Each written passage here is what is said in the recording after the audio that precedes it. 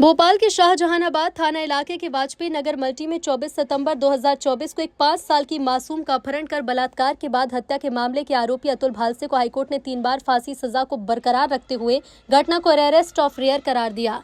इससे पहले 10 मार्च 2025 को भोपाल की पॉक्सो एक्ट की विशेष अदालत ने दोषी ठहराते हुए तिहरी फांसी की सजा सुनाई थी। आरोपी की ओर से हाईकोर्ट में सजा को चुनौती दी थी। जबलपुर हाईकोर्ट ने निचली अदालत के फैसले को बरकरार रखा। आरोपी अतुल भालसे को फांसी, बहन चंचल और मां बसंती को 2 साल की सजा दी गई। सुनवाई के दौरान जस्टिस विवेक अग्रवाल और जस्टिस रामकुमार चौबे के डिवीजन बेंच ने 2 टूक शब्दों में कहा कि आरोपी अतुल भालसे ने 5 साल की मासूम के साथ हैवानियत की हदें पार कर दी हैं। हाईकोर्ट ने इसे अरेस्ट ऑफ रेयर करार दिया। अदालत ने कहा कि आरोपी के साथ किसी किस्म की रियायत नहीं बरती जा सकती।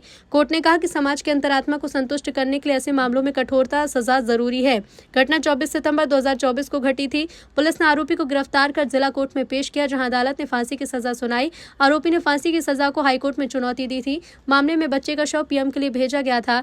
डीएनए टेस्ट से आरोप साबित हुआ था। इसके बाद मामले में कुल 22 गवाहों की गवाही हुई, जिसमें मौखिक और अन्य साक्ष्य कोर्ट में पेश किए गए। मामले में आरोपी अतुल भालसे ने पुलिस के सामने गुनाह भी कबूला, जिसमें उसने कहा कि उसने बच्चे का अपहरण कर रेप किया और उसके बाद हत्या कर दी। पूरे प्रकरण में उसकी मां और बहन ने आरोपी की मदद कर घटना को छिपाने में मदद की।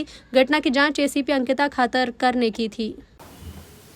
24 सितंबर 2024 को थाना शाहजहानाबाद के मल्टी वाजपेयी नगर में 5 वर्ष की बालिका को अपहरण कर उसके साथ दुष्कर्म कारित कर उसकी मृत्यु की गई थी, हत्या की गई थी, जिस पर से उसका शव जो एक आरोपी के घर से पानी की टंकी में हमें बरामद हुआ था।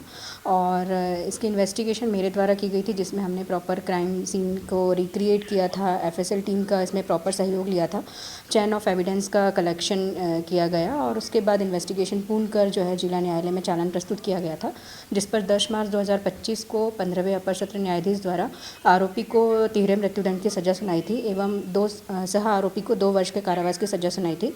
और जिसको न्यायालय के जो डिसीज़न था उसको आरोपी पक्ष द्वारा हाईकोर्ट में चुनौती दी गई थी, जिसके उपरांत कल दिनांक 22 जनवरी 2025 को उच्च न्यायालय द्वारा जिला न्यायालय के जो डिसीज़न है उसको यथावत रखते हुए इस केस को रेयरेस्ट ऑफ द रेयर माना है और जो सज़ा जिला न्यायालय ने सुनाई थी उसको यथावत रखा गया। 3 बार फांसी की सज़ा इसमें? जी, 13 मृत्युदंड की है। 3 धाराएं जो इसमें जो पॉक्सो और अन्य धाराएं इसमें लगी थी, उसमें 3 धाराओं में जो है उसको मृत्युदंड की सज़ा सुनाई है और बाकी में लाइफ इम्प्रिजनमेंट है, तो इसलिए इसको 13 मृत्युदंड कहा गया। इस फैसले हाईकोर्ट का फैसला आने के बाद क्या कहेंगे आप? जिस तरीके से एक मासूम अबोध बालिका के साथ दुष्कर्म कारित कर हत्या की गई थी और इसका शव जो हमें क्षत अवस्था में मिला था, जिसको कि as a investigation officer, as a mother जो है हमें भी झकझोर दिया था अंदर से देखकर। तो जब हाईकोर्ट ने उस डिसीज़न को यथावत रखा है तो अंदर से खुशी मिल रही है कि हमारे इन्वेस्टिगेशन पे उसको सजा हुई और हाईकोर्ट ने भी उसको रेयरेस्ट ऑफ द रेयर मानते हुए फैसले को यथावत रखा है। और हमें भी अपने इन्वेस्टिगेशन पे और जो जुडिशरी है उस पर भी एक तरीके से हमारा भी विश्वास बढ़ता है कि जो हम इन्वेस्टिगेशन करते हैं, इतनी मेहनत करती है, वो सफल होती है आगे जाकर। Thank you.